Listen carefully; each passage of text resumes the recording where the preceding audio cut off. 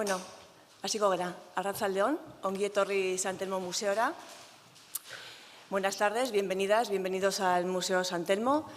Hoy continuamos con el ciclo de conferencias ligadas a la exposición temporal sobre Oteiza y Chillida, una exposición que se puede ver en el museo hasta el día 2 de octubre. Hoy tenemos con nosotros a María Teresa Muñoz y ella nos va a ofrecer la conferencia titulada Oteiza Chillida, dos tiempos, dos caminos. La presentación de hoy la tenía que hacer el comisario de la exposición, Javier González de Durana, pero bueno, pues no ha podido asistir, aunque seguramente estará siguiendo la charla vía online. Realmente la conferencia de hoy podía haber sido la primera del ciclo porque nos va a llevar a un periodo concreto anterior a Aránzazu, antes de los años 50. Y, pues en ese periodo la verdad es que es un poco desconocido, no tenemos tanta información o no nos es tan conocido esa época, ¿no? Más allá de que Jorge Oteiza estuvo durante 13 años en Sudamérica y de que Chillida estuvo también durante 3 años en París. Bueno, ya nos va a decir María Teresa, pero seguramente esas estancias, esas vivencias, marcarían la trayectoria artística de estos dos artistas. Bueno, un currículum muy extenso el de María Teresa, pero yo solamente voy a dar unas pequeñas pinceladas. Y es que, en el 1974 obtiene el título de Arquitectura en la Escuela Técnica Superior de Arquitectura de Madrid y ese mismo año realiza un máster en una universidad de Toronto, en Canadá. De regreso a la península obtiene el título de doctora en 1982 con una tesis dirigida por Rafael Moneo. Desde los años 70 imparte clases en la ETSAN, en la misma Escuela Técnica Superior de Arquitectura de Madrid, y en el 83 ya es profesora titular y se hace cargo de la asignatura Proyectos Arquitectónicos. Bueno, es autora de numerosas publicaciones en torno a la crítica, la teoría y el pensamiento arquitectónico y solamente vamos a citar aquellas relacionadas con Oteiza y Chillida, y es su colaboración con Juan Daniel Fullaondo, especialmente en La Oconte Crepuscular, de 1992, y conversación sobre Eduardo Chillida y Bruno Cevi. También destacan sus textos sobre la estatuaria megalítica de Jorge Oteiza.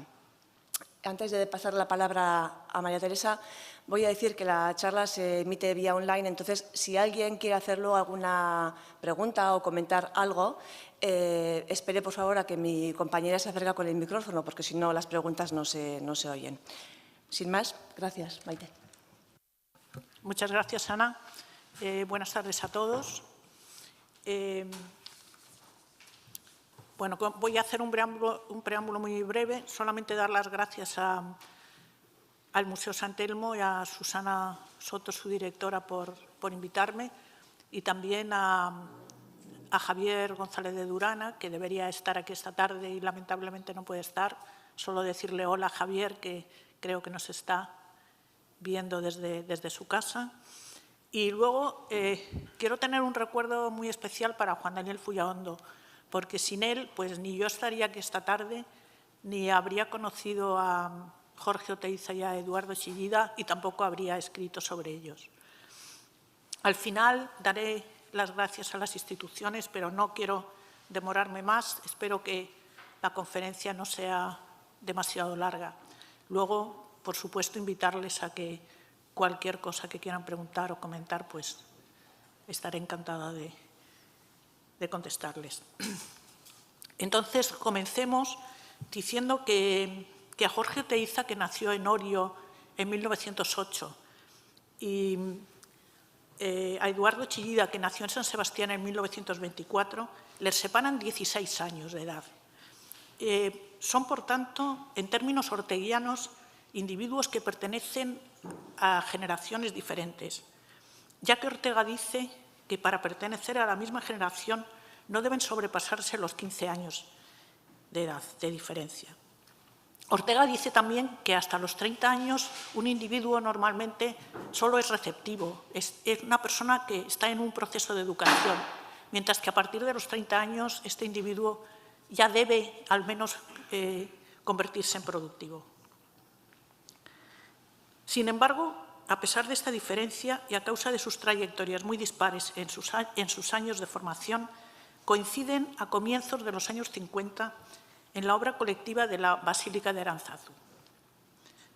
Oteiza gana el concurso para la estatuaria en 1951, aunque su realización le llevará hasta 1968, mientras que Chillida participará puntualmente con el diseño de las 4 puertas del templo en 1954. Hasta llegar a Aránzazu, Oteiza, con más de 40 años, y Chillida, con apenas 30, sus años de formación estarán marcados por 2 viajes. El de Jorge Oteiza a Sudamérica, con una estancia prolongada en varios países, y el de Chillida a París, de apenas 3 años y con algunas interrupciones. Ambos, Oteiza y Chillida, trataron de estudiar arquitectura, carrera que abandonaron muy pronto. Y Oteiza incluso probó con química y medicina, mientras que Chillida tuvo una fugaz carrera deportiva como portero de la Real Sociedad.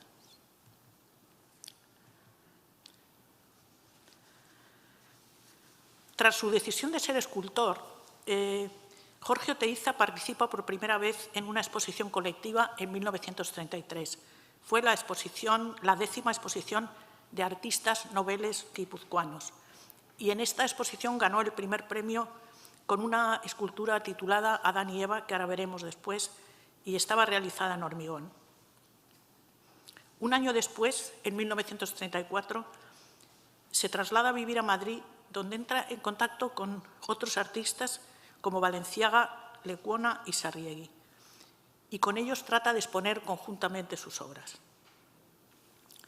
Este mismo año, Oteiza, con Balenciaga y Lecuona, planean un viaje a Sudamérica con objeto de estudiar las civilizaciones precolombinas de México, de Colombia y de Perú, al mismo tiempo que realizar exposiciones, contribuyendo así al renacimiento artístico del País Vasco. Tanto Narquis de Balenciaga, nacido en 1905, un poco mayor que Oteiza, como Nicolás Lecuona, que era algo más joven, nacido en el año 13, tuvieron unas vidas muy cortas. El primero, Balenciaga, murió en México en 1935, apenas había llegado a Sudamérica y emprendió este viaje a México en el que murió. Y el segundo, Lecuona, morirá en el frente de Fruniz, Vizcaya, durante la Guerra Civil en 1937. Será Balenciaga quien emprenderá junto a Oteiza el viaje a Sudamérica, que se inicia en Bilbao en enero de 1935 con un primer destino en Buenos Aires. Con la desaparición de sus 2 amigos, también compañeros, Jorge Oteiza emprenderá su actividad en América en solitario. Y tras unos pocos meses en que ambos, Balenciaga y Oteiza, habían conseguido realizar sendas exposiciones en la Galería Bitcom de Buenos Aires. Bueno, solamente he traído alguna imagen para acompañar el discurso. Esta es una fotografía de Oteiza en la época del viaje y una carta manuscrita del propio Oteiza agradeciendo a sus amigos un acto en que se habían reunido para desearles éxito en ese viaje que planeaban a Sudamérica. Y esta es la escultura a la que me he referido, Adán y Eva, una de las primeras obras de Oteiza con el que gana este premio en la exposición de artistas noveles guipuzcoanos, todavía en España.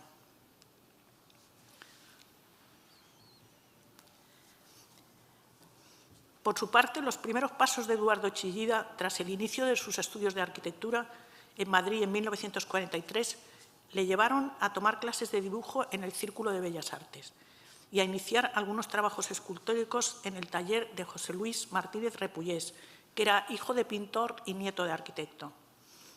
Con apenas 20 años, Chillida conoce a Pablo Palazuelo, 10 años mayor que él, y es invitado junto con otros estudiantes a visitar su estudio.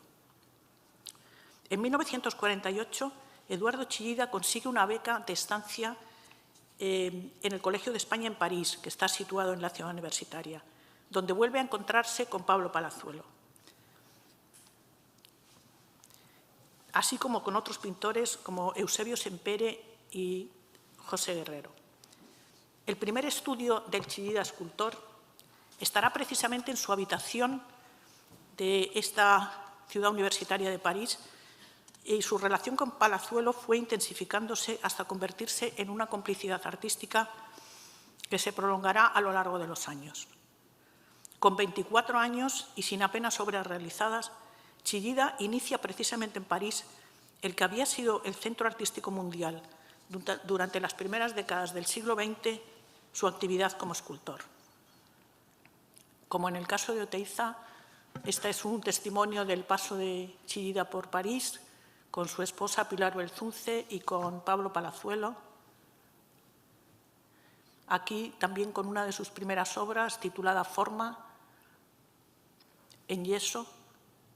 Y este es el estudio de Palazuelo en París en la época en que se encuentra con Chillida. Los algo más de 15 años que transcurren entre el inicio del viaje de Jorge Oteiza a Suramérica y la vuelta de Eduardo Chillida de París constituyen una época de profundas transformaciones en el arte moderno y la consolidación de ciertos artistas de vanguardia al mismo tiempo que la aparición de nuevas tendencias. Pero sobre todo los años 40 estarán marcados por la oleada migratoria de artistas europeos hacia América y el traslado de la capital mundial del arte de París a Nueva York. Este importante cambio geográfico, que será decisivo en las décadas siguientes, coincide con una progresiva emancipación del arte de la política, tras el final de la Segunda Guerra Mundial y el cuestionamiento del marxismo. En París, el arte y la política habían estado íntimamente unidos, sin que hubiera lugar para la neutralidad. Los propios partidos políticos tenían sus periódicos y sus artistas preferidos. Pero a finales de los años 40 el panorama se hizo cada vez más complejo y fragmentado, algo que fue censurado por algunos críticos americanos que vaticinaron ya en ese momento la decadencia del arte parisino si no abandonada esa politización extrema. La década de los años 40 comienza con la muestra en el Museo de Arte Moderno de Nueva York del Guernica de Picasso, donde permanecerá hasta 1981. Y entre los emigrados de Europa llegan a Nueva York Fernand Léger y Piet Mondrian. Y solo unos años más tarde llegarán André Breton, Marc Chagall, Max Ernst y el escultor de origen lituano Jacques Lipsitz. En 1942, a comienzos de los 40, de nuevo, Peggy Guggenheim inaugura una galería que tituló Art of this Century, con una exposición sobre el surrealismo que organizó su entonces marido Max Ernst y André Masson. Y por su parte, la Galería Pierre Matisse realiza la exposición Artistas en el exilio. El Museo de Arte Moderno de Nueva York, fundado en 1929 por David Rockefeller, se había convertido en la institución más influyente en el arte moderno, y la incorporación de obras de los nuevos pintores a sus salas se consideraba de una enorme trascendencia. En 1943, el MoMA compra obras de Chagall y de Mondrian, y en 1944 la obra de Jackson Pollock de She-Wolf, la loba, entra igualmente a formar parte del MoMA. Mientras todo esto sucede, Picasso permanece en París y expone 74 obras en el Salón de Otoño de la capital francesa. También se une formalmente al Partido Comunista, algo que también hará poco después Fernand Léger, cuando regresa a Francia en 1945, coincidiendo con el final de la guerra. A finales de la década de los 40, los críticos americanos ya habían certificado el declive de París como centro del arte y su sustitución por Nueva York. Una vez que la base política sobre la que se asentaba la actividad de los artistas afincados en París había desaparecido.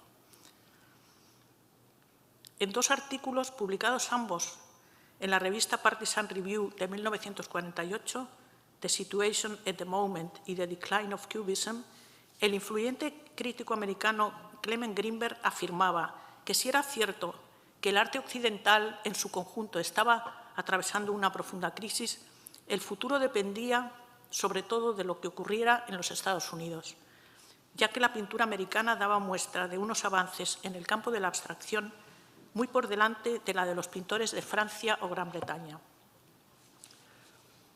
Pero señalaba además que pintores como Picasso, Braque o Leger habían perdido o habían entrado en decadencia a causa de la desaparición de las premisas sociales que habían sustentado el arte moderno en Europa, mientras que en los Estados Unidos había surgido una generación de artistas llenos de energía y talento, como Arshile Gorky, Jackson Pollock o David Smith, este último escultor. En consecuencia, no había duda de que las premisas principales del arte occidental habían emigrado a los Estados Unidos, de la misma manera que se había desplazado el centro de gravedad de la producción industrial y el poder político, también de Europa a América. En todo caso, cuando Eduardo Chillida viaja a Francia en 1948, con solo 24 años, el desplazamiento del Centro de Arte Moderno de París a Nueva York era ya un hecho. Y por otra parte, y a pesar del peso que todavía suponía la presencia de Picasso en París y su amplia producción escultórica durante estos años, la pintura seguía siendo la principal disciplina artística, relegando a la escultura a un segundo plano.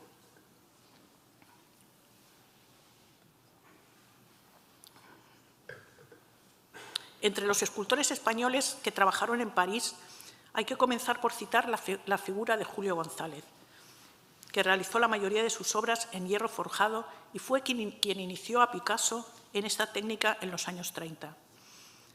Julio González llegó a París desde Cataluña en los primeros años del siglo XX y desarrolló allí prácticamente toda su carrera. Otros escultores emigrados a París en la primera década del siglo serían el que ya hemos citado, Jacques Lipchitz, lituano de origen, y el italiano Amadeo Modigliani. Pero quizá la figura más influyente fue la del rumano Constantin Brancusi, que llega a obtener la nacionalidad francesa en 1952. Más joven que ellos, el británico Henry Moore también viaja a París en los años 20 y, además de experimentar la influencia de Brancusi, se interesará por las esculturas de las civilizaciones precolombinas que existían en el Museo del Louvre, y entre ellas una pieza que fue el Check Mall, que dará lugar a uno de los principales motivos de su escultura, la mujer reclinada. En los Estados Unidos, la principal figura dentro de la escultura a comienzos del siglo XX era la de David Smith, más o menos de la edad de Oteiza, nació en 1906, que realiza construcciones en hierro, al principio influenciado por Picasso, pero que más tarde trabajaría con acero producido industrialmente. La relación más estrecha de Eduardo Chillida en París fue con Pablo Palazuelo, dedicado fundamentalmente a la pintura, pero que también realizaba ocasionalmente trabajos escultóricos. La complicidad entre ambos les llevaba a consultar los resultados de sus respectivas obras antes de mostrarlas públicamente. Palazuelo expone por primera vez en París en 1949, en una muestra colectiva de la Galería Maet, que había sido fundada en 1945. Y ese mismo año, el 49, dos de las primeras obras de Chillida son seleccionadas para el 5º Salón de Mayo por el Museo de Arte Moderno de la Villa de París. Y el año siguiente, 1950, otras dos esculturas de Chillida son presentadas en la exposición colectiva de 23 artistas menores de 30 años organizada por la Galería Maet. Por tanto, Eduardo Chillida, siguiendo a Pablo Palazuelo, se incorpora a una importante galería parisina apenas iniciada su actividad como escultor. Y esta vinculación con Maet tendrá una importancia decisiva a lo largo de toda su carrera. Tras pasar algo más de un año trabajando en una localidad cercana a París, en Villeneuve-sur-Loire, donde compartía estudio con Pablo Palazuelo, Chillida tiene ocasión de visitar a dos personajes importantes antes de regresar a España.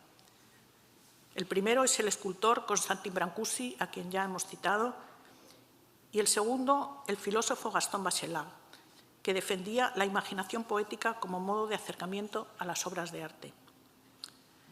Gaston Bachelard escribirá en 1956 en la revista Derrière le Miroir un texto sobre Chillida que tituló El cosmos del hierro. El mismo año que Bachelard publica su conocida obra La poética del espacio en la editorial Presse Université de France.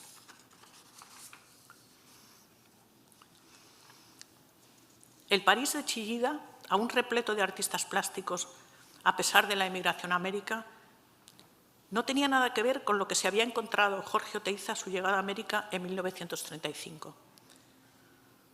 Y su interés por el arte moderno, e incluso por lo que estaba ocurriendo en París, tuvo que filtrarse a través de una serie de personas pertenecientes a distintos campos sociales y culturales que mantenían una intensa relación con Europa y en particular con París.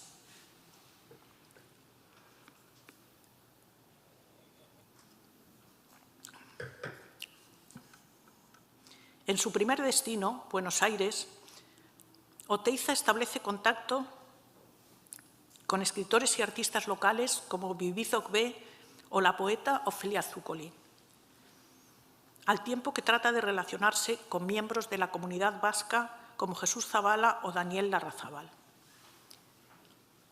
También en Buenos Aires conoce Oteiza a Itziar Carreño, que después sería su esposa. Y tras solo unos meses en Buenos Aires, Oteiza y Balenciaga deciden viajar a Santiago de Chile. Pero mientras Balenciaga casi inmediatamente parte para México, donde morirá, Oteiza decide permanecer en Santiago. En esta ciudad, Jorge Oteiza frecuentará el círculo de diplomáticos españoles como Logendio o el Sadi Zañartu y trabaja en estudios de otros artistas que le ofrecían estos lugares de trabajo, como el escultor Samuel Román Rojas. Por otra parte, a través de Blanca Luz Brum, que había sido esposa del muralista mexicano Siqueiros, conocerá al poeta chileno Vicente Huidobro, que encabezaba un grupo de miembros del Partido Comunista que se reunían en cafés y restaurantes. Vicente Huidobro, que morirá en el año 48 cuando todavía Oteiza no ha vuelto a España, será una figura clave durante la estancia en Chile de Jorge Oteiza. Vicente Huidobro había viajado a París ya en el año 1917 y había colaborado en una revista dirigida por Pierre de Verdi, la llamada Norte-Sur, Nord-Sud, en la que también colaboraban Guillaume Apollinaire, Luis Aragon, André Breton, Jean Cocteau y Tristan Tzara. Huidobro también se había relacionado con pintores como Picasso, Picabia, Gris, Miró o Ernst, y con los escultores Modigliani y Lipchitz.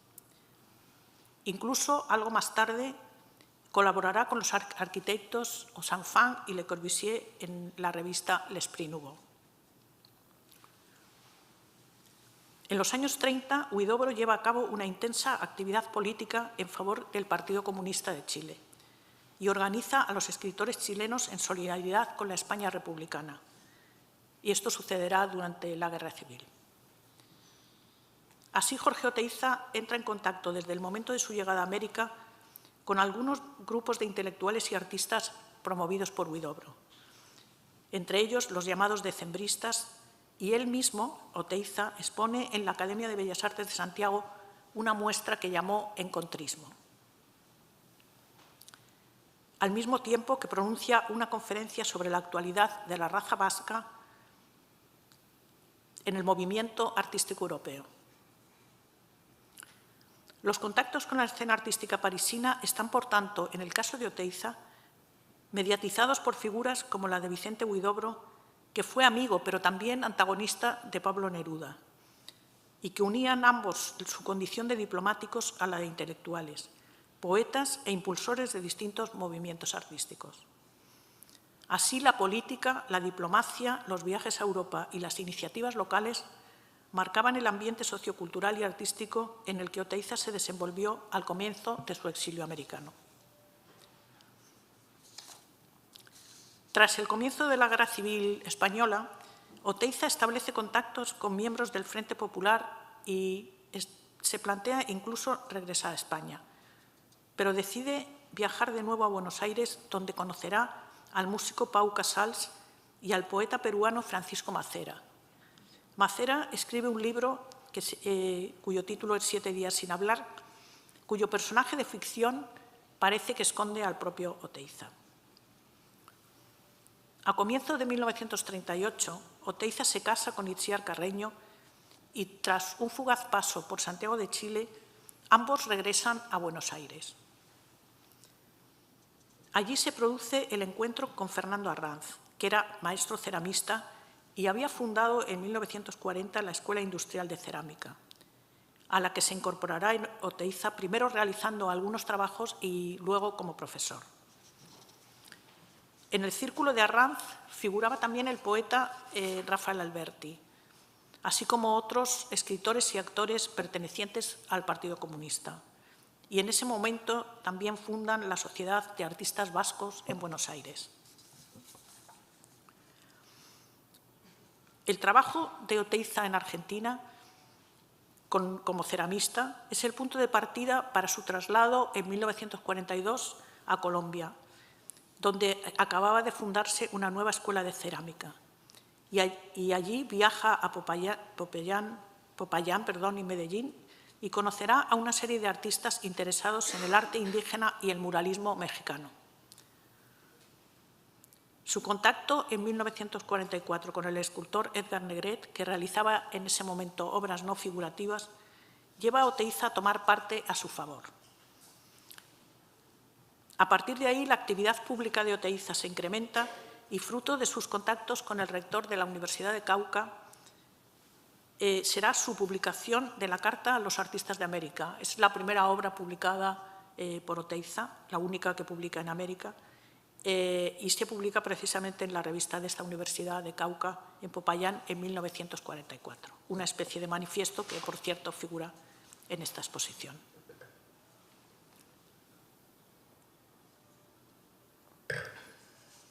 En 1944 tendrá lugar el viaje de Oteiza a los Andes colombianos, acompañado de su esposa Itziar y de Edgar Negret, aunque también les acompañaron otras personas. Y con motivo de la exposición Rusia en la guerra y en la paz, organizada por México, Oteiza escribirá sobre Mayakovsky y el arte en la Unión Soviética. Tras el cierre de la Escuela de Cerámica, de nuevo Oteiza se plantea la posibilidad de viajar a México, una vez más, algo que nunca llegará a realizarse, pero finalmente decide establecerse con su esposa en Bogotá. En un artículo publicado en la revista Cromos, Oteiza anuncia su intención de escribir un libro sobre la estética objetiva y también un tratado de cerámica, apoyado por dos editoriales de Buenos Aires, Poseidón y Glen. Su interés por la estética se acrecienta y ya comienza a escribir críticas sobre otros artistas como Negret, Picasso o incluso Goya y El Greco. En esta época conoce al poeta León Felipe y se interesa por el escultor Henry Moore, seguramente a través de la retrospectiva que le dedicó el MoMA de Nueva York. Se conforman así los contactos de Oteiza con los artistas europeos, pero siempre a través de los círculos de intelectuales y artistas suramericanos con los que convive a lo largo de más de una década.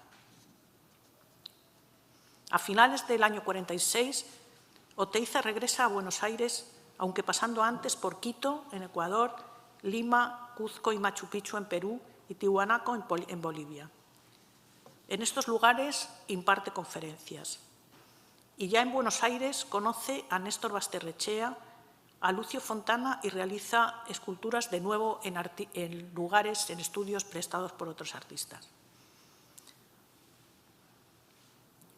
Tras intentar afincarse en Tucumán y realizar alguna exposición de sus obras, Jorge Oteiza regresa a España y se establece en Madrid como profesor en la Escuela de Cerámica de la Moncloa, pero también trabajará en Bilbao en una compañía de material eléctrico. Allí comienza a escribir lo que pretendía ser una trilogía, Goya Mañana, el realismo inmóvil, que después se irá apareciendo sucesivamente. Los 13 años de periplo americano suponen para Oteiza un periodo formativo de gran importancia. En Chile, Argentina y Colombia se encuentra con gran cantidad de escritores, artistas, políticos que le ayudarán a establecer su camino como escultor, pero también como artesano, profesor y escritor, así como a cimentar su compromiso social y político con el País Vasco, su tierra de origen. La actividad vertiginosa desplegada en estos años excede con mucho su producción de obras como escultor, también de sus obras escritas. Su anunciado interés por acometer el estudio de una estética objetiva se plasmará finalmente en su primer libro publicado, La interpretación estética de la estatuaria megalítica americana, que se publica por Cultura Hispánica en Madrid en 1952, una obra que no habría sido posible sin su viaje a los yacimientos prehistóricos de San Andrés y San Agustín en Colombia.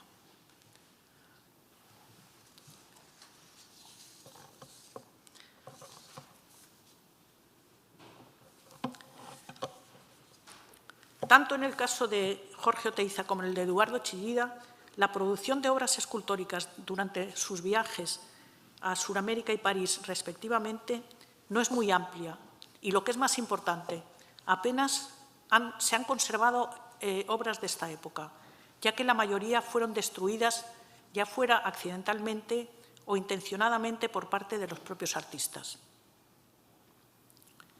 Contamos, por tanto, con escasos documentos materiales de su época de formación, sobre todo si se compara con la abundancia de obras que ambos realizan a partir de los años 50. Oteiza, durante la época americana, produce sobre todo retratos de las personas que conoció y que casi siempre son cabezas de piedra o materiales semejantes. Así, incluso anteriores a su viaje, son el retrato del pintor Balenciaga, quien viajó con él a América, y el Adán y Eva, una obra que ya hemos visto, ambas realizadas en hormigón. Y también anteriores al viaje son el retrato de Ernesto Dil en yeso y Jesús en el Jordán, una obra que se ha expuesto hace relativamente poco tiempo en la Fundación Oteiza. Existen fotografías de otras esculturas, hoy perdidas, en yeso u hormigón, como son Figuras en el camino o El trabajador muerto.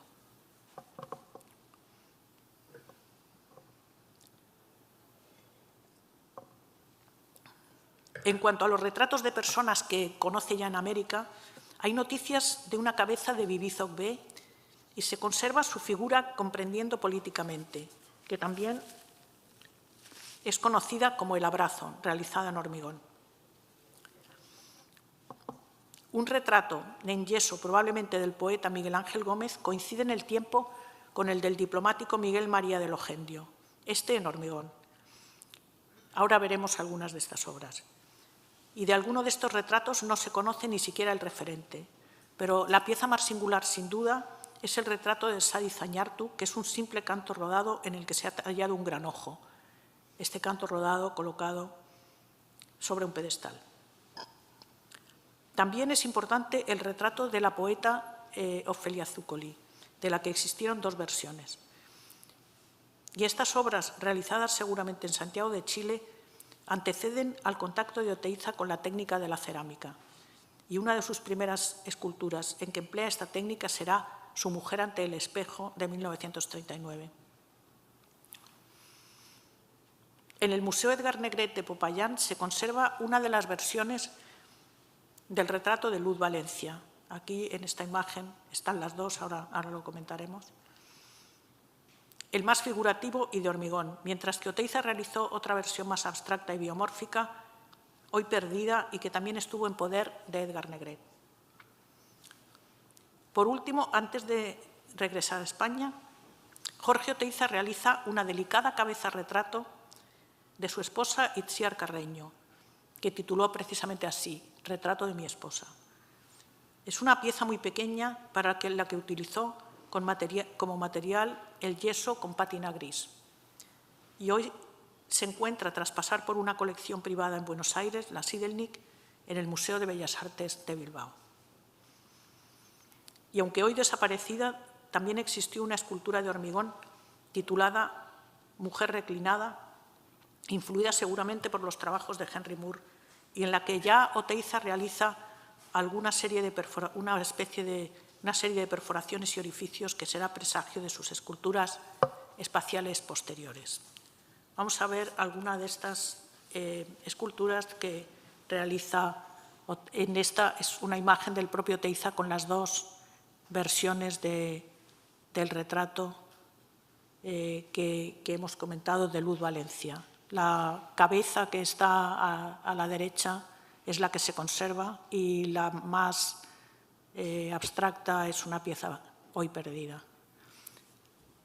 Esta es una imagen de Vicente Huidobro, al que hemos aludido también como uno de sus valedores más importantes de su época americana y el que le incluyó también dentro de sus grupos de activistas, tanto políticos como intelectuales. Este es un mural de Siqueiros, que precisamente lo realiza en Chile, en un pequeño pueblo, como donación del gobierno mexicano a esta ciudad, porque había sido objeto de unos desastres naturales. Siqueiros, no solamente su mujer, a la que hemos mencionado antes, sino él mismo también viaja a Chile por estos años. Esta es una pieza que se llama El anuncio del ángel, es una pieza de esta época, del año 35.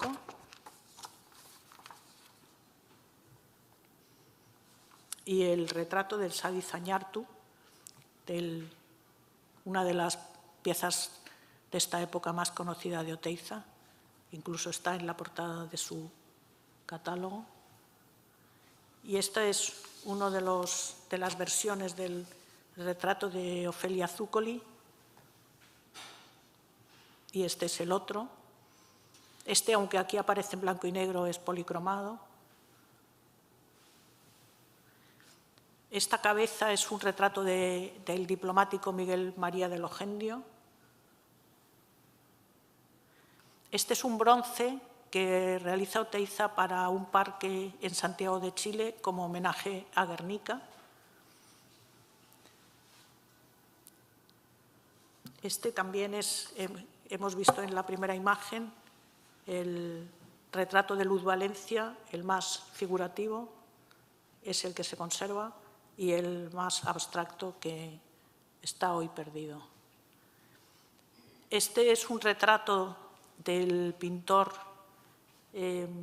Julio Antonio Ortiz, que ya es de 1951 y que lo realiza Oteiza después de volver de América a España. Quiere decir que también su actividad con los retratos no se detendrá con la vuelta, sino que incluso en los últimos años de su vida seguirá haciendo retratos. Este también es un retrato ya hecho en España, de Cristino Mayo. Y esta es una imagen de la estatuaria megalítica, de una de las piezas de la estatuaria de San Agustín. Y esta es la preciosa cabeza de su esposa, que es la que ahora mismo se encuentra en el Museo de Bellas Artes de Bilbao. Bueno, además de estos retratos, Oteiza también realiza otro tipo de actividades, y una de ellas fue la colaboración en periódicos. En uno de ellos, en Buenos Aires, colabora con este que llamó Minutogramas, que son una especie de greguería sobre la estética, una serie de observaciones, y con algunos de los principales artistas o intelectuales del momento como protagonistas.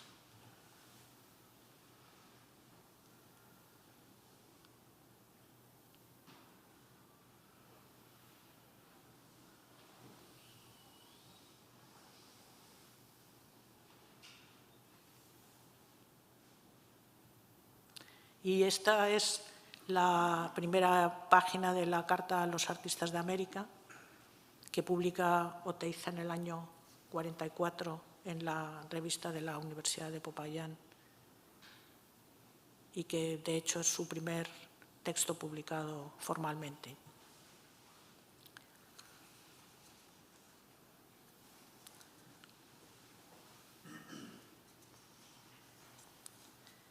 Oteiza pudo tener conocimiento de las culturas prehistóricas y de su estatuaria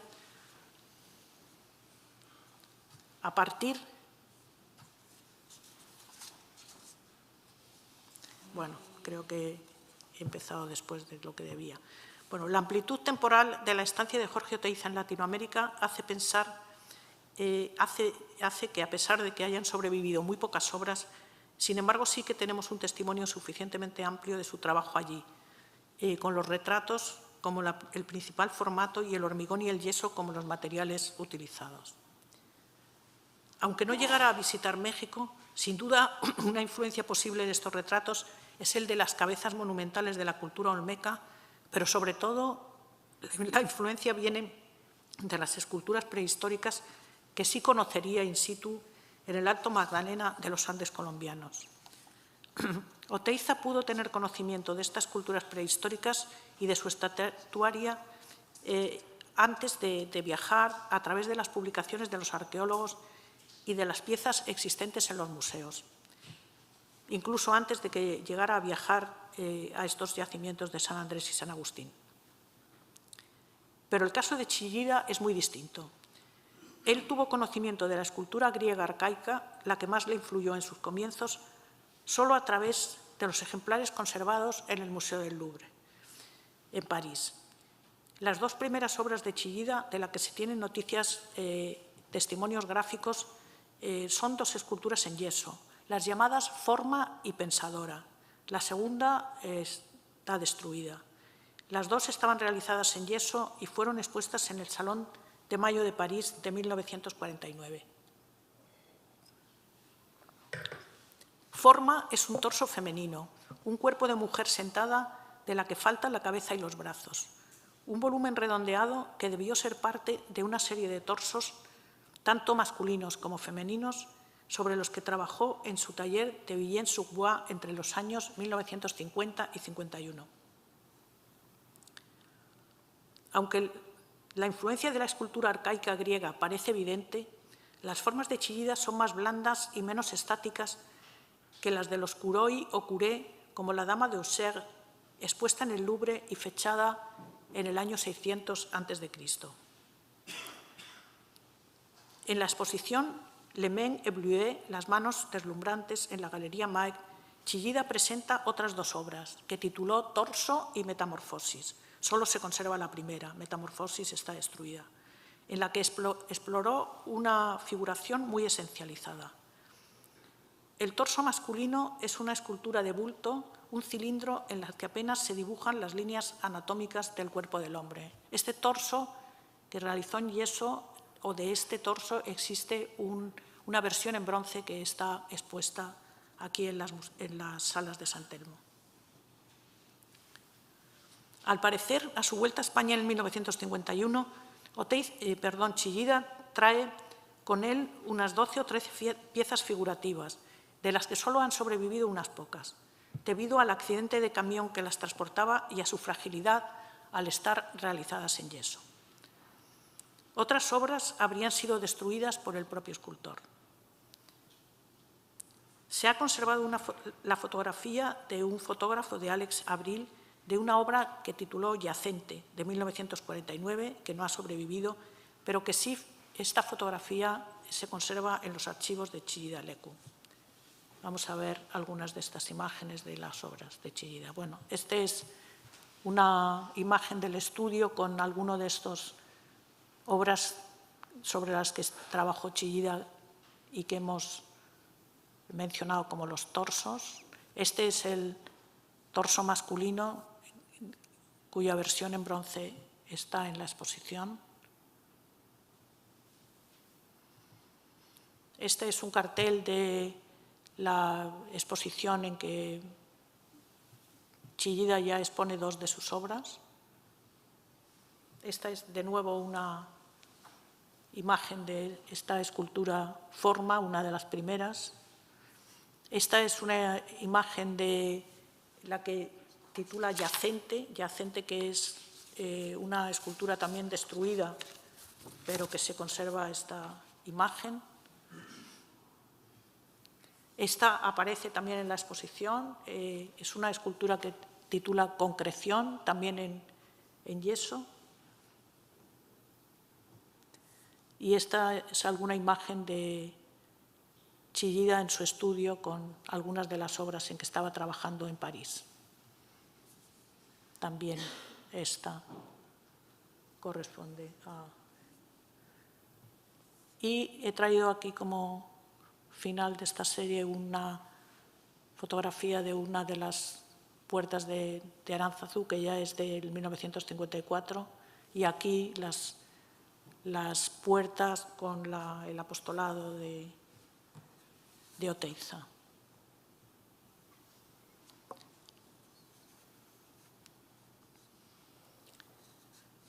Si comparamos las referencias de sus primeras obras, hay que señalar cómo Jorge Oteiza tiende a inspirarse en el arte prehistórico, mientras que Chillida mira a la escultura griega arcaica, y que para ambos resultan fundamentales sus visitas a los museos etnográficos en el caso de Oteiza y de arte como el Louvre en el de Chillida. Chillida, por otra parte, comienza a realizar dibujos al mismo tiempo que esculturas. Incluso realiza un autorretrato en 1948 que también figura en esta exposición.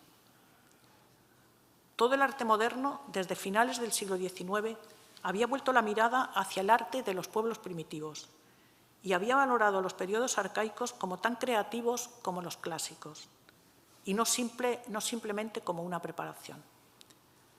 Pero Jorge Oteiza y Eduardo Chillida eligen como referencias para sus primeras obras tradiciones antagónicas, en gran parte debido a los lugares a los que viajan en estos años. Sin embargo, ambos adoptan como material principal el yeso, un material muy frágil y poco duradero que dará paso después a la piedra o el hierro, y sus esculturas son fundamentalmente de bulto, tanto las cabezas de uno como los torsos del otro, en la tradición de la escultura monolítica, que dará paso a otra más espacial en numerosos artistas del siglo XX. Para Eduardo Chillida, el cambio de material resultará fundamental tanto como para hacer que su trabajo en la fragua de Hernani se inspirase en la fabricación de aperos de labranza como hoces, hachas o arados, que trasladará a sus obras con formas punzantes, agudas, de planos o superficies curvas y uniones forjadas. Hilaric o hilariac, que en euskera significa estela o lápida mortuoria, es su primera escultura en hierro y pertenece al año 1951. Espacios perforados 2, que también aparece en la exposición, una escultura más espacial y compuesta por distintas piezas, ya corresponde a la etapa en que Chillida monta su propia fragua y recoge materiales de desecho para utilizarlos en sus obras, y en 1952 Chillida comienza a elaborar sus primeras propuestas para el peine del viento, que no será ejecutado hasta 1999 con multitud de variaciones intermedias. Del mismo año es su Espíritu de los pájaros 1, en hierro sobre un canto rodado que actúa como pedestal. Este tema se repetirá en obras posteriores y Chillida realizará esculturas que a veces aparecen colgadas del techo o clavadas en la pared.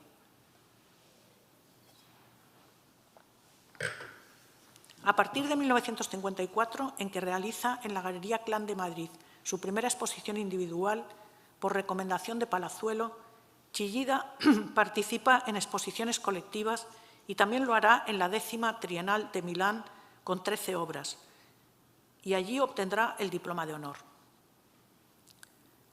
Existen fotografías de la instalación y en la revista Domus se habla de hierros finos y puntiagudos, arqueados, entrelazados como clavos y espinas, creando un ambiente, según el crítico José de Castro Arines, de elegante interrogación. Ramón Vázquez Molezún fue el director del pabellón español y Chillida comenzará a relacionarse con este y otros arquitectos. Tras conocer su obra en la Galería Clan, Sáez de Oiza encargará a Chillida las 4 puertas para la Basílica de Aránzazu. Serán bajorrelieves geométricos que, utilizando como base una gran plancha de hierro, se van superponiendo chapas encontradas en el puerto de Zumaya y en una fábrica de Legazpi. Cada puerta consta de 2 hojas que configuran una imagen unitaria. También en 1954 realizará la primera escultura en madera, que no es sino una versión de su obra Hilariac de 1951. Finalmente, Chillida vuelve a París y expone en el primer salón de escultura abstracta de la Galería Denis René. Y el Guggenheim Museum de Nueva York le compra ya una escultura titulada Desde dentro. Este año, 1954, en que Eduardo Chillida cumple 30 años, marca el despegue definitivo de su trayectoria como escultor. Jorge Oteiza, con 40 años, regresa a España en 1949, coincidiendo con el viaje a París de Eduardo Chillida.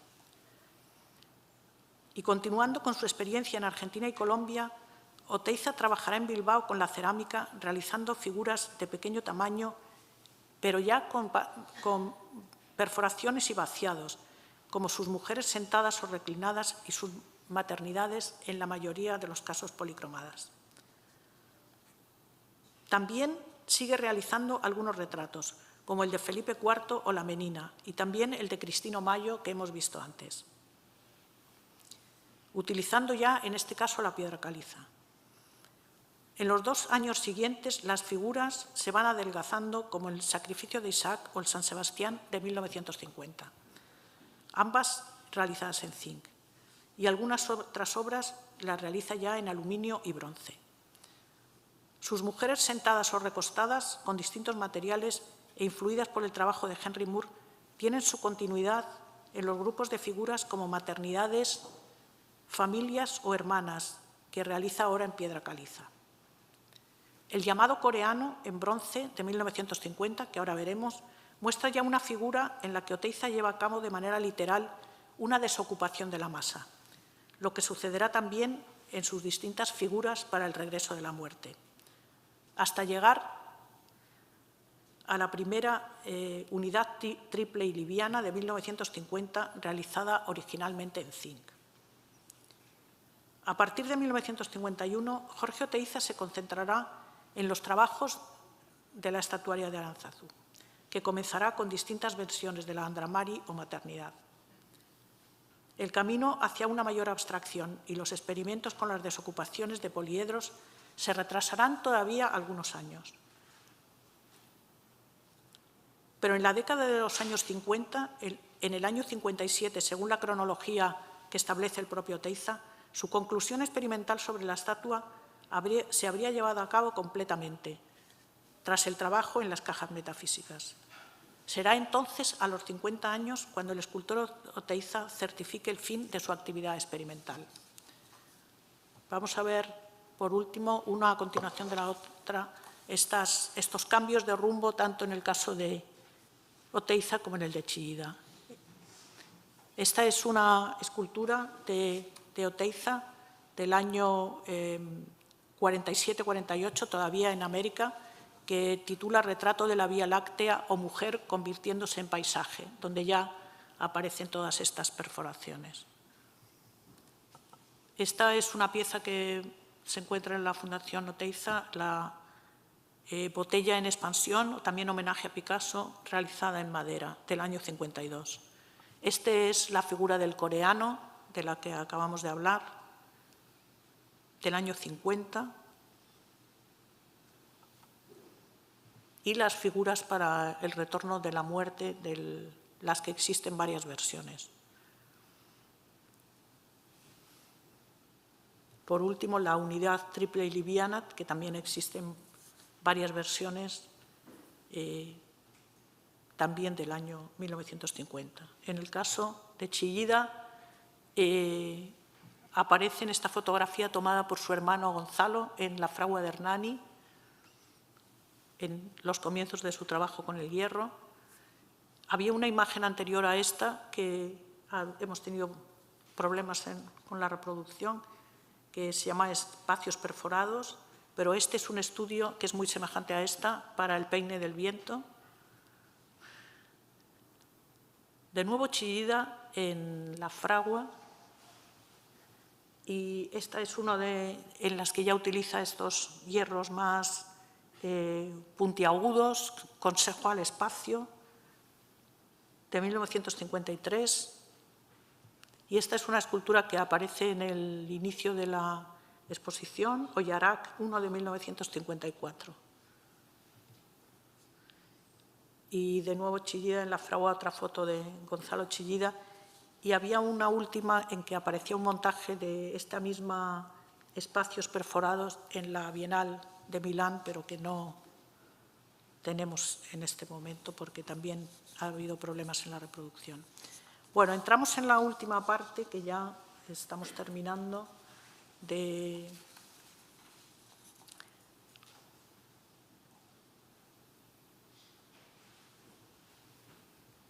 a dar hacia atrás.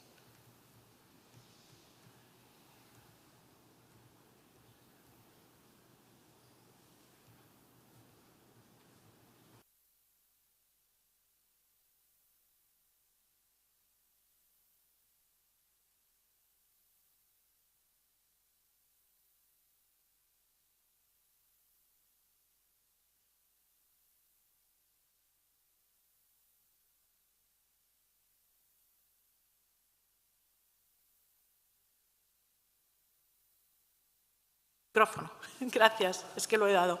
Bueno, empiezo otra vez. Bueno, el año 1949, gracias Ana, el crítico americano Clement Greenberg, dedicado casi exclusivamente al campo de la pintura y de los pintores del expresionismo abstracto, publica en la revista Partisan Review un texto titulado The New Sculpture, de nueva escultura, en el que se refiere a la aparición de una nueva generación de escultores en su país que en mayor o menor medida habían tratado en sus obras de romper la tradición del monolito en la escultura occidental. Greenberg señala a Brancusi como el origen de la tradición desde el monolito hacia un nuevo concepto de escultura derivada de la pintura moderna, a la vez que de las tradiciones del trabajo en madera de los pueblos de África y Oceanía. En su opinión, Brancusi habría llevado al monolito, al menos en sus obras de piedra y metal, hasta un extremo de simplicidad arquetípica que la aproximaría a los collages cubistas de Picasso y Braque. La nueva escultura nacería así del bajorrelieve de Picasso, pero también de Arp y de Sviters, así como de la influencia de escultores rusos como Tatlin, Gabó o Pevsner, también de Lipchitz y Giacometti, que habrían logrado en ella un espacio libre ya del plano de la pintura.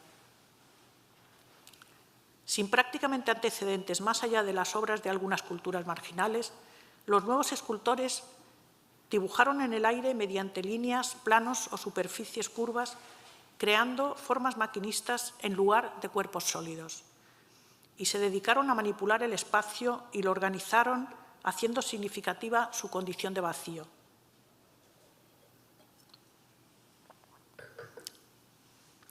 Por otra parte, hacia 1954, y en uno de sus más conocidos artículos, Abstract and Representational, publicado en la revista Art Digest, Clement Greenberg afirmaba que en la controversia entre los partidarios del arte representativo y el arte abstracto, la experiencia le mostraba que el mejor arte de su momento tendía a ser abstracto. Aunque añadía, la escultura ha evolucionado hacia la abstracción sin cambiar su lenguaje tan drásticamente como lo ha hecho la pintura, ya que ha permanecido siendo tridimensional y literal. Así, Eduardo Chillida había evolucionado de lo figurativo a lo abstracto, de la masa compacta a las estructuras espaciales, como consecuencia casi exclusivamente de un cambio de material, de trabajar con la plasticidad del yeso a la resistencia y la linealidad del hierro. Solo más tarde habría vuelto Chillida a trabajar con otros materiales, como la piedra o la madera, pero en principio para realizar versiones de lo ya ensayado con el hierro, como sucede en el caso de la obra Hilariac de 1951. El caso de Jorge Oteiza será bastante distinto, ya que en él las dos tradiciones conviven durante bastante tiempo y las esculturas comienzan con una operación de desocupación del propio cuerpo de la estatua, como hemos visto en esas imágenes anteriores, para concluir con las desocupaciones de poliedros y esferas hasta llegar a las cajas metafísicas ya de finales de los años 50. La cuestión del arte abstracto fue abordada por Oteiza en su primer libro, La interpretación estética de la estatuaria megalítica americana, de 1952, desde un punto de vista teórico. En su ecuación estética de la obra de arte, Oteiza establece que el arte abstracto es la etapa más primitiva porque es una fusión binaria de los seres reales con los seres ideales o geométricos, mientras que solo más tarde se incorporarán los seres vitales para configurar ya una obra orgánica. En el momento en que Oteiza utiliza en su libro una nomenclatura muy próxima a la de la química, llega a calificar al ser estético como una sal existencial, en cuanto es un complejo ternario, mientras que lo abstracto sería un compuesto ácido y binario. Sin embargo, ya que el momento en que escribe Oteiza, el momento en el que escribe Oteiza el libro estará marcado por la preeminencia del arte abstracto, no es extraño que reconozca, al tiempo que la dificultad de alcanzar esa fase de la plástica pura, que el arte abstracto o no figurativo no es en absoluto un arte inferior, sino solo un compuesto estético distinto y que se aplica de un modo diferente a las culturas prehistóricas, andinas y al arte contemporáneo.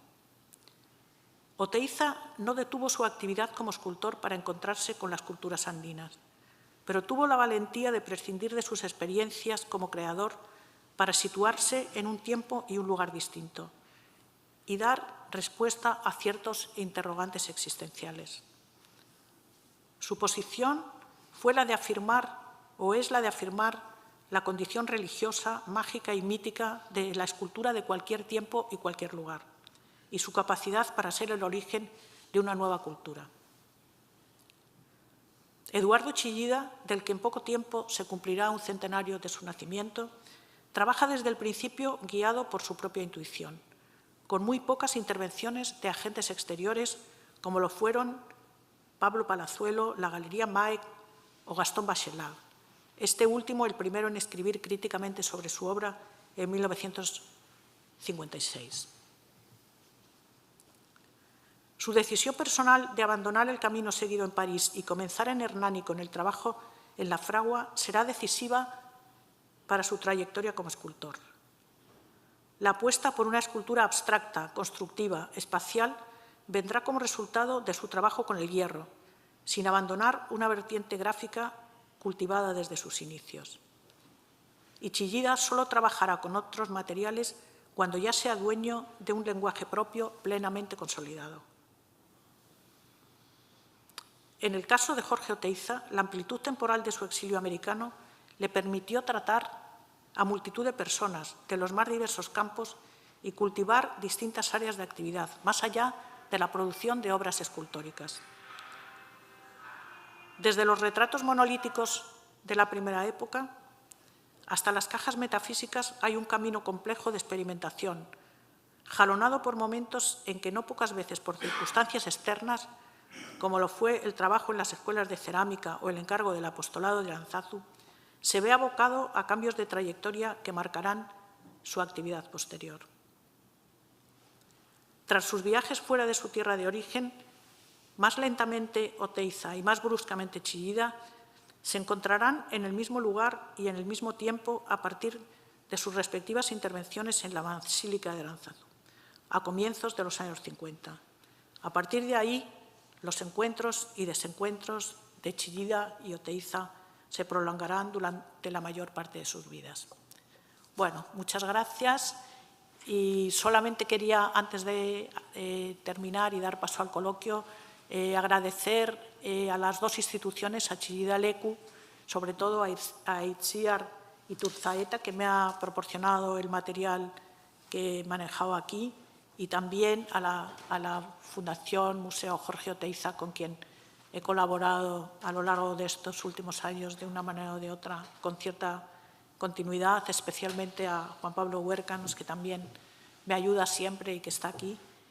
Y, por último, también a Joaquín Lizasoain y a Antonio Rubio, que han colaborado conmigo en la edición crítica de la estatuaria megalítica y que siempre me han ayudado, y esta vez también. Muchas gracias a todos ustedes.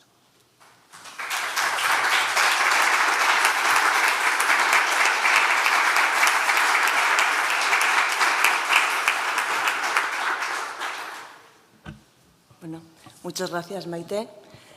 Después de oír tu conferencia, entiendo muy bien el título que le has puesto, Dos tiempos, dos caminos, pues por la diferencia de edad que tenían y, bueno, pues las dos trayectorias tan diferentes que han llevado tanto Chillida como Oteiza. No sé si alguien quiere hacer alguna pregunta o algún comentario.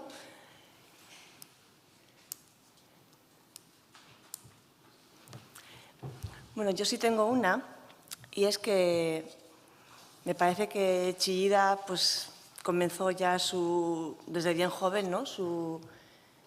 Cuando se fue a París, pues ya en su estudio, exponiendo obra tanto en galerías como en museos, bien tempranamente. Y Oteiza, bueno, pues nos has hablado de que sí que hacía esculturas, pero de que se ganaba la vida en la escuela de cerámica. ¿Él también expuso en América, en museos y demás, o no pudo?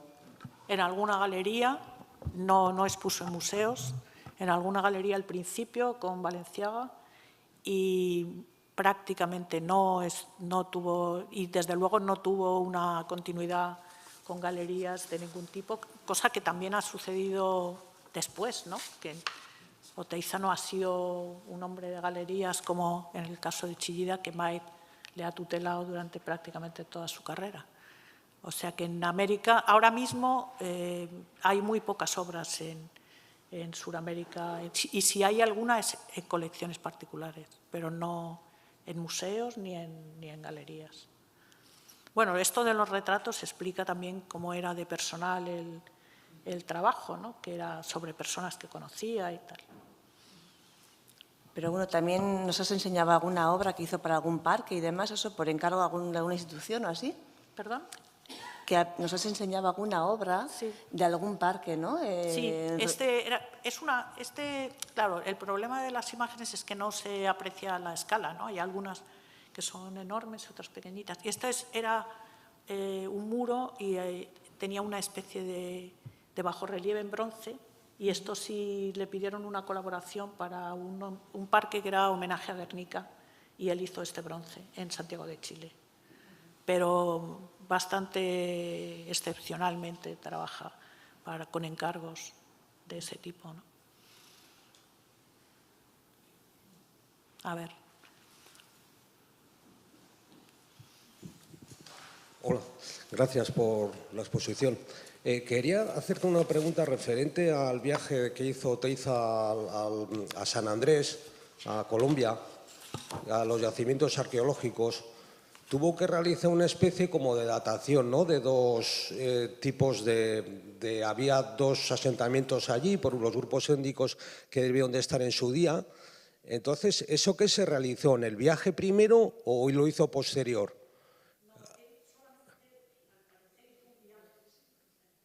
Sí, hizo un viaje. En ese viaje es cuando él hace todos los contactos con las culturas de San Andrés y San Agustín, son en un único viaje. Él parece ser que volvió a Colombia después, pero sí, yo no sé, no tengo el dato, pero sí. Pero no hay dos viajes, uno de elaboración, sino de todas maneras, este tema de las dos culturas, como él explica la cultura andresiana y la agustiniana, todo esto lo desarrolla en la estatuaria megalítica como una que es como más primitiva y la otra que sería como la agustiniana, que sería ya la del hombre más libre, todas estas ideas del hombre en relación con el paisaje, con el cosmos. Y también en la de San Andrés habla de las cerámicas de San Andrés, que también había se encontraron cerámicas, y en cambio en San Agustín era ya más una estatuaria más configurada. Pero esto todo pertenece a esa época de finales de los años 40. Vale, gracias. Juan Pablo, a ver. Bueno. Oye, no. Sí. Hola, buenas tardes y muchas gracias. Ha sido muy esclarecedora. A mí siempre me ha quedado, y viendo cómo se titula la conferencia, Dos tiempos, dos caminos, ¿dónde surgió la polémica entre los dos? Porque en realidad Oteiza era mayor, Chillida era un niño prácticamente en escultura cuando él empezó. ¿Dónde empezó esa gran trifulca que hubo entre los dos, que hasta hace, como quien dice, 2 días se han hermanado los dos, ¿no?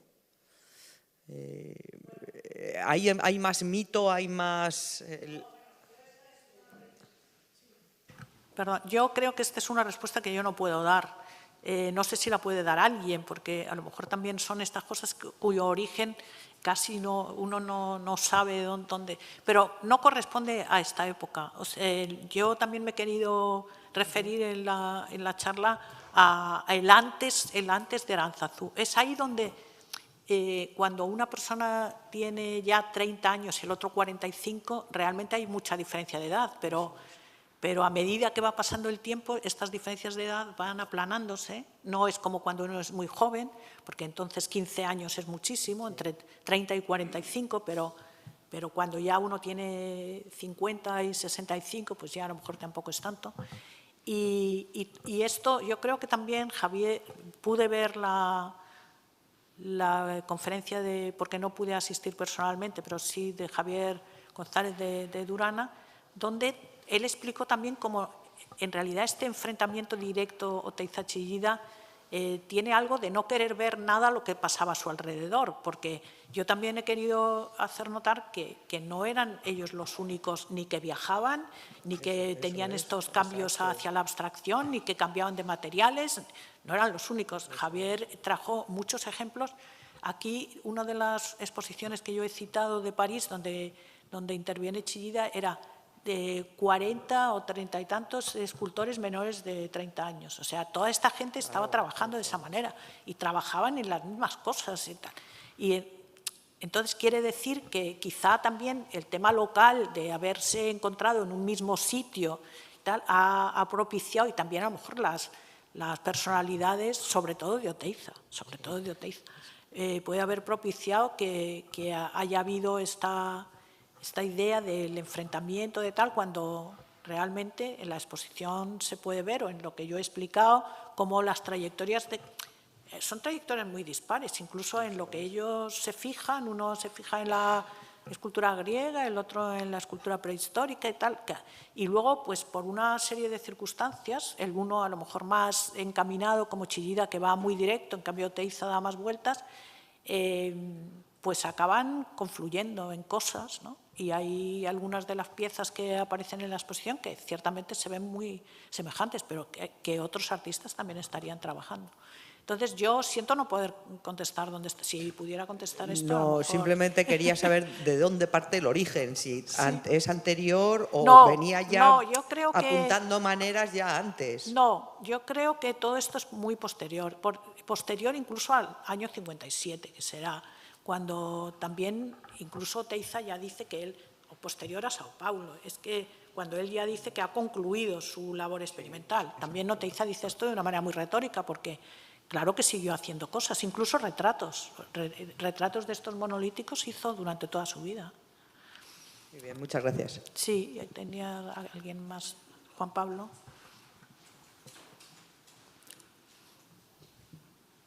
Sí, gracias, Maite, por tu intervención y tus palabras. Yo quería preguntarte, en tu conferencia has explicado claramente cómo el viaje o la presencia de Chillida en París le conecta, ¿no?, con el mundo artístico, ¿no?, y le conecta como artista. En el caso de Oteiza, ¿el viaje de América le desconecta?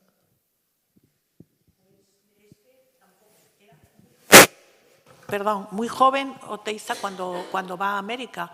¿Y le desconecta? No, yo creo que le desconecta no, porque lo que pasa es que su conexión con el... Bueno, una pregunta que también siempre hacíamos cuando hablaba con Juan Daniel Fullaondo de este tema era ¿qué hubiera pasado si Oteiza y Chillida, en vez de viajar donde viajaron, hubieran viajado a Nueva York, ¿no? A Nueva York o a Chicago, como a Estados Unidos. ¿Qué hubiera pasado?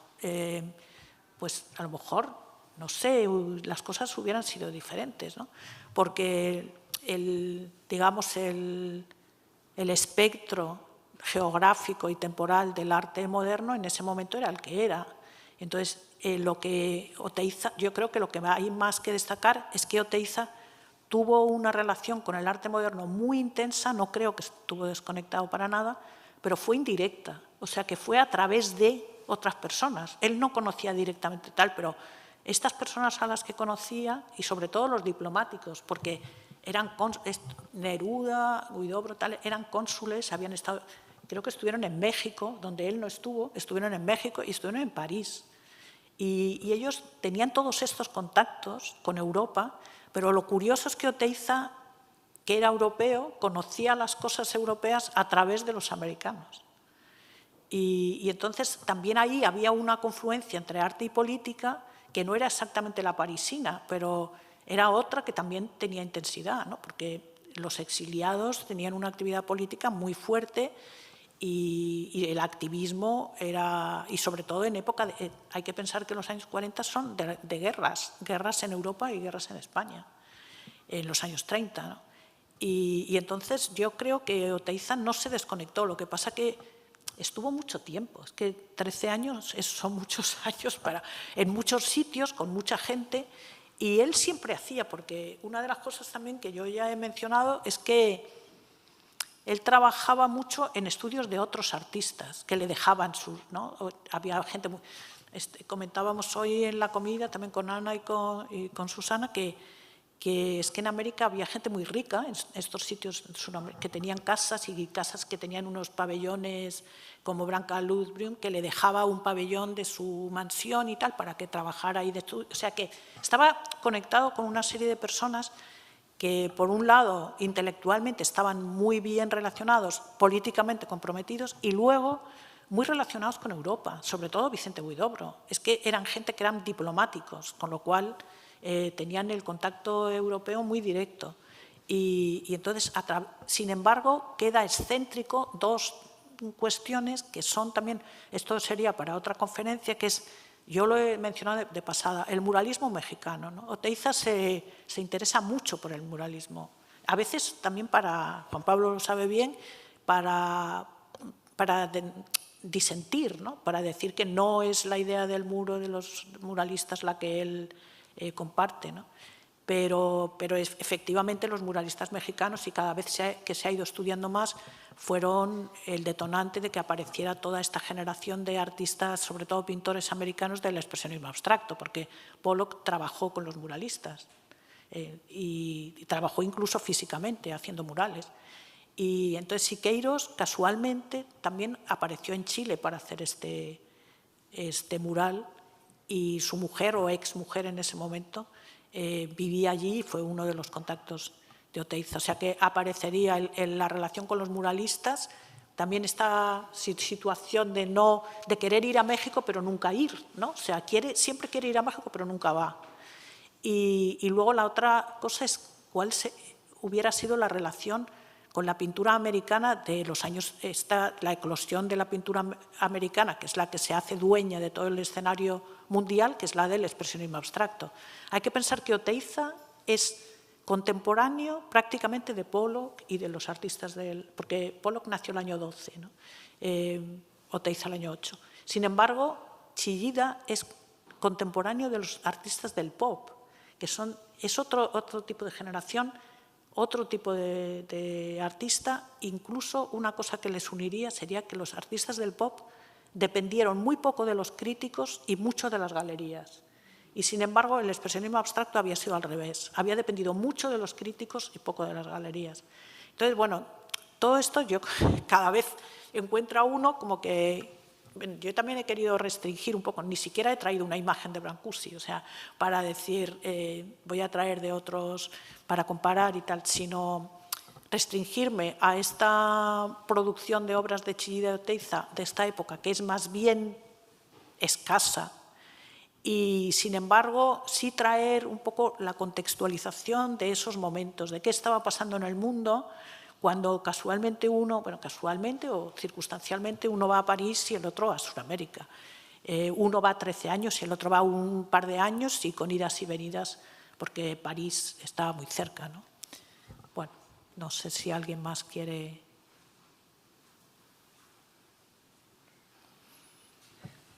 Bueno, pues yo creo que lo vamos a dejar aquí. Muchísimas gracias, Maite, por tu intervención. Y muchas gracias a vosotros y, sobre todo, muchísimas gracias al público que ha venido, que les he notado muy atentos. Y nada, pues que disfruten también de la exposición. Muchas gracias.